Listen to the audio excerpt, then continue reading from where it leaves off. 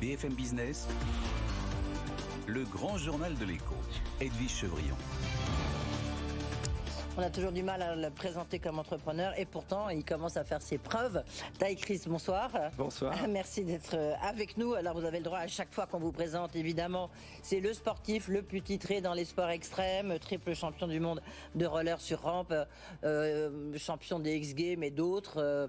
Vous disiez à l'instant, je suis un peu le gladiateur, oui, j'ai cité ça tout à l'heure, oui, le gladiateur des temps modernes et qui descend la Tour Eiffel en roller, donc le type un peu fou, quoi. Et puis qui a décidé donc de devenir entrepreneur et assez sérieux puisque demain, dans le cadre du salon Vivatech, vous allez annoncer un partenariat avec Microsoft.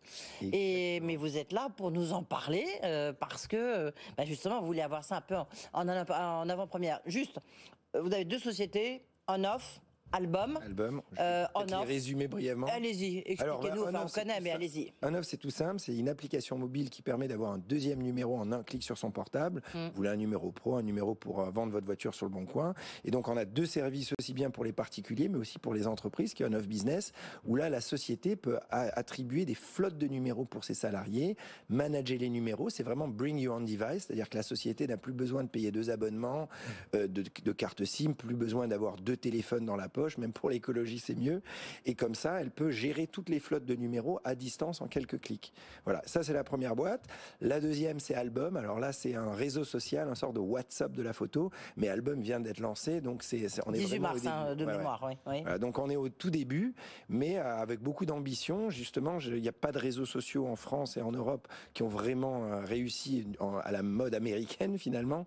Donc je prends ce challenge et j'essaye de créer un vrai réseau social où on préserve la data et tout en France. Et puis tout est dans le cloud. En fait, vous vous appuyez évidemment sur le cloud. Sur le cloud, évidemment, et avec un système de chiffrement de bout en bout pour vraiment protéger la data. Et on n'est pas du tout sur un réseau social avec des followers, ce genre de choses à l'Instagram. C'est vraiment un WhatsApp de la photo. Ouais, WhatsApp de la photo, mais cela dit, on les stocke plus dans notre iPhone, on les stocke dans le cloud. Vous en êtes au tout début, on peut quand même avoir quelques petits chiffres ou alors ça démarre doucement. Ça démarre doucement, mais on a en tout cas quasiment que des 5 étoiles sur l'App Store. Les gens peuvent le voir. Le retour client est incroyable. Notre concurrent premier, c'est vraiment un Google Photo. Donc, on va dans la direction d'un Google Photo. Pour l'instant, on a vraiment un nombre de features et de fonctionnalités à ajouter pour arriver à là. Donc, la roadmap est longue. On va devoir augmenter les équipes, lever de l'argent, etc. Il y a plein de choses à faire là-dessus.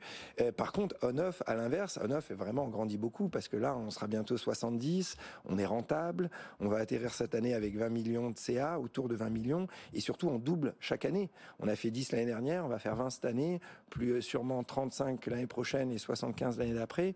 Et comme vous le disiez, différents partenariats. Donc on a Bouygues comme partenaire qui vend maintenant le service On-Off et maintenant Microsoft. Mais alors on va revenir sur Microsoft tout de suite. Mais par exemple moi, qui ne suis pas une entreprise, juste moi, je peux m'abonner à On-Off ? Complètement. Alors, du coup, vous allez prendre le service plus particulier, mais vous pouvez télécharger l'application sur l'Apple Store et le Google Store, et vous choisissez un 06 dans la seconde, il coûte 3,50 € par mois, et tout de suite, le numéro est attribué. Et vous pouvez appeler avec, recevoir des appels, même vous créer un deuxième WhatsApp avec si vous avez envie. Et si vous avez plus envie du numéro parce que vous avez vendu votre voiture sur le bon coin au bout d'un mois et vous voulez jeter le numéro, ça vous aura coûté que 3,50 € et vous pouvez l'arrêter à tout moment. Donc, c'est vraiment là. Nous, en fait, ce qu'on a inventé, c'est qu'on a mis les numéros dans le cloud. En fait, si vous réfléchissez bien, tout était dans le cloud. Nos emails étaient dans le cloud, nos musiques avec Spotify, nos films avec Netflix, mais le numéro de mobile, le 06, lui, étonnamment, il était coincé dans une carte SIM en plastique. Ouais, mais en même temps, maintenant, c'est moins le cas, c'est plus le cas du reste. Alors, grâce à nous, en fait, on a inventé ça, mais si c'est au-delà de notre technologie, c'est toujours le cas partout. Votre téléphone, si vous perdez votre téléphone, vous avez perdu votre numéro. Il faut repartir dans un magasin Orange ou SFR et récupérer ce bout de plastique parce que votre numéro est attaché à ce bout de plastique. L'invention de On-Off, les brevets que j'ai inventés, le cloud number, c'est que le numéro de téléphone est décorrélé de la SIM, il est dans le cloud comme une adresse email. Oui. Tiens, j'avais une question justement parce que vous travaillez avec Microsoft, on va arriver à votre partenariat avec Microsoft parce que c'est important. Mais là, vous avez entendu le président de la République à Vivatech, donc Emmanuel Macron, qui dit que la question du démantèlement des GAFAM, c'est une question légitime et que surtout il a insisté sur 2 points, je trouve intéressants. C'est de dire que quelque part, ces grands groupes tuent l'innovation. Et puis surtout, il se crée des rentes de situation. Qu'est-ce que vous en pensez, vous? C'est un sujet très très compliqué. En tout cas, un truc qui est sûr, je ne sais pas si le démantèlement est la bonne solution, mais les combattre et les combattre avec les mêmes armes au même niveau, c'est indispensable. Parce qu'aujourd'hui, on a quasiment complètement perdu la bataille. On le voit, tous nos datas sont justement sur des serveurs américains. On n'a aucun contrôle là-dessus. Et quand il y a des boîtes françaises qui commencent à avoir un petit peu du succès, elles se font soit racheter par des boîtes américaines. Et donc, moi, je soutiens énormément d'investir, de donner les moyens à toutes les startups qui puissent combattre ces géants et arriver à ce niveau en ayant suffisamment d'argent. Après, peut-être pas le démantèlement, mais beaucoup plus d'obligations régulatoires pour justement les obliger à balancer en tout cas les datas et être plus... Oui, en même temps, vous êtes confronté à ça, parce que les barrières à l'entrée, puisqu'à la limite, vous essayez de casser ces monopoles, puisque c'est ça, on offre quelque part. Si on résume, c'est un peu ça. C'est permettre de communiquer avec des différentes, les WhatsApp, enfin tout quoi. En fait, c'est déjà On-Off a respecté la régulation en tant qu'opérateur en prenant des licences télécom dans les différents pays. Donc nous, à la différence justement de ces GAFA qui ne sont pour la plupart pas régulés, en tout cas ils n'ont pas de licence télécom particulièrement. Donc nous, vraiment, le fait d'avoir pris toutes ces licences, on est obligé de suivre la régulation française et européenne et donc de proposer un service comme ça. Après, comme vous le disiez, aujourd'hui, toutes ces plateformes, Facebook, Instagram, Snapchat, Zoom, TikTok, même Microsoft jusqu'à maintenant, étaient des plateformes fermées. C'est-à-dire de WhatsApp, vous ne pouviez pas envoyer un message à quelqu'un qui n'avait pas WhatsApp. Ouais. De Zoom, vous ne pouvez pas envoyer un message à quelqu'un qui n'a pas Zoom. C'est à chaque fois fermé sur eux-mêmes. Et aujourd'hui, ce qui était quand même dingue, c'est qu'il existe une technologie au monde qui est cross-plateforme, c'est le numéro de mobile. Avec un numéro de mobile, moi, je peux vous envoyer un SMS et vous allez le recevoir, quel que soit votre téléphone, même un téléphone des années 2000. Et finalement, c'est aujourd'hui ce qu'on est en train d'apporter, par exemple à Microsoft aujourd'hui, on apporte des numéros de mobile pour ouvrir leur plateforme au monde. Oui, c'est ça. Moi, ma question que je me pose, parce que je trouve que c'est très intelligent, Chris, en plus on en a déjà parlé évidemment, mais si vous devriez quasiment être une licorne, vous. Alors le truc c'est que vu qu'on est dans un monde régulé et ça prend des années pour avoir les licences, interconnecter les antennes, respecter la régulation, faire la portabilité, etc. C'est beaucoup plus long et c'est pas un sujet viral. Un réseau social, il est traduit dans 40 langues, vous le mettez tout de suite sur Internet, tout de suite ça grandit comme une traînée de poudre. Nous c'est pas le cas, c'est vraiment un métier de fourmi, il fallait inventer des brevets, mais aussi c'est beaucoup plus dur à copier. Voilà, pour en tout cas pour reprendre aujourd'hui, pour vraiment préciser et expliquer ce partenariat qu'on a avec Microsoft, en fait, globalement, vous voyez Microsoft Teams, leur application. Oui, on a appris à connaître, oui. Voilà. Et ben nous, maintenant, on permet d'avoir un numéro de mobile, qui soit français ou même étranger, à l'intérieur de Microsoft Teams. Ça veut dire que tous les collaborateurs dans le monde qui ont un Microsoft Teams, ils peuvent avoir un vrai numéro de mobile qui leur permet, depuis Microsoft Teams, d'envoyer des appels et des SMS ou de recevoir des appels, des SMS vers tous les téléphones du monde, même s'ils n'ont pas Microsoft Teams de l'autre côté. Donc c'est totalement révolutionnaire parce que ça veut dire que ces plateformes qui étaient fermées, grâce à notre technologie qui est le numéro de mobile, permettent d'ouvrir au monde. Alors on commence avec Microsoft, demain ça sera peut-être Zoom, peut-être WhatsApp, etc.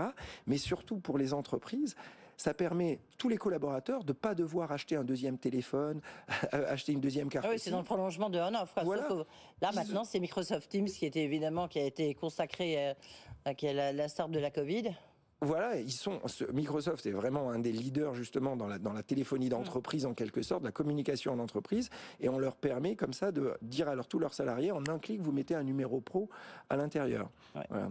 D'accord. Là, vous aviez levé 20 millions, vous espérez lever encore... Ce qui est génial, c'est qu'on est rentable et comme je vous l'ai dit au début, on double chaque année, donc ça c'est super, et on grandit énormément, et donc là, on a envie, c'est vrai, d'accélérer, on est en discussion, et je pense que ça se fera cette année, où on lèvera potentiellement 50 millions, quelque chose comme ça, et si on le fait, la société vraiment passera dans une autre dimension, puisque là, oui, on va commencer à se rapprocher des très grosses boîtes. Deux questions pour conclure, Chris, c'est qu'est-ce qui est plus difficile?